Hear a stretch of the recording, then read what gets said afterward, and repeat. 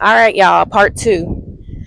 Um, so yeah, I lost my job. And so after getting laid off, my apartments, I mean, they didn't come to me because I was getting laid off. Obviously, they didn't know, but it was around the time for me to tell them whether I was staying, leaving. So I had to tell them where I was staying or leaving. Mind you, this was a week after I got laid off my job and they required a 60-day notice. And so I knew I was going to have to move back in with my dad. And so I'm packing all my stuff up. And I think the hardest part about having to move out of everything I worked for was one, I had 60 days, to really kind of try to process it. And the first month I didn't process it. I was like, I'm not even going to think about it. But the last month was so hard because I had to sell all my things.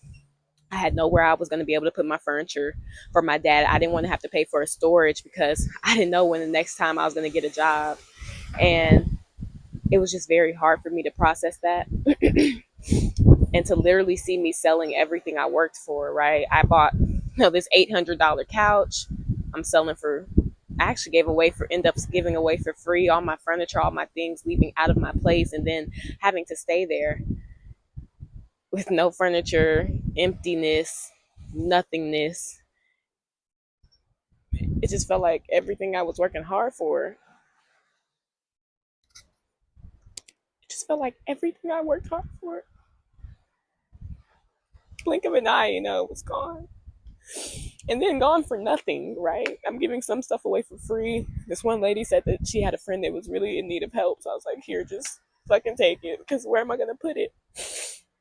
And I would like to say, like, oh, yeah, God takes it all, right? Everybody tells you, oh, he takes everything from your past life to give you a new one. But at that moment, it hurt. It hurt really bad. And so, I'm having to sell things. And then my friends are coming to me like, oh, like, you know, you have to, you have to sell it. It's okay. And I'm just like, no, it's fine. Like, just putting on this fake front of like happiness, joy. I know I'll get it back. I know I'll be able to do it again. But really inside, I am crying my eyes out when I was in that apartment alone. It's almost as if I could hear the echoes of my cries because it hurt so bad. And so, and then when I moved back in with my dad, he has a new house now, but at the time, it's only him and my stepmom living there, so it just felt so small. My room was so small, my clothes couldn't fit. I'm used to my room. I was in a townhome, so my room was the whole third story. So I'm used to being able to lay spread out on my floor if I wanted to. I freaking had a whole little shelf set up. I filmed in the other half of my room to go into this room where I'm like scooching around the bed, scooching around the space, and it just felt like I failed.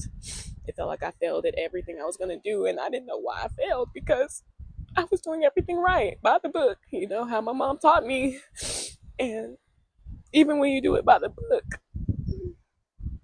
it doesn't necessarily mean you're succeeding, right? It doesn't mean that life can't happen to you. And so that was really hard. But today I'm gonna go to Maggins Bay. Everyone's telling me to go there. The coconut guy is gonna be there, I guess, climbing up trees. We'll see if I can find them. And yeah, I'm just gonna enjoy a couple drinks and chill because zip lining was a little difficult. Body a little sore.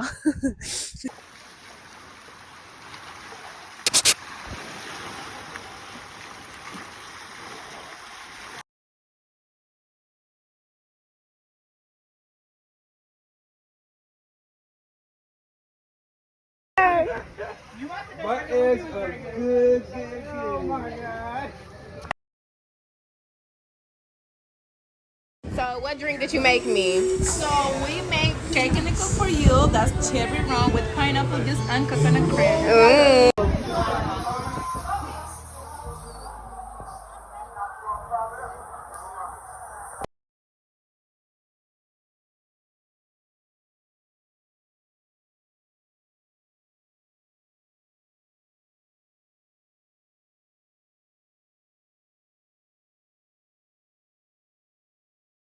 Had venison before. This is the venison, very, very lean red meat.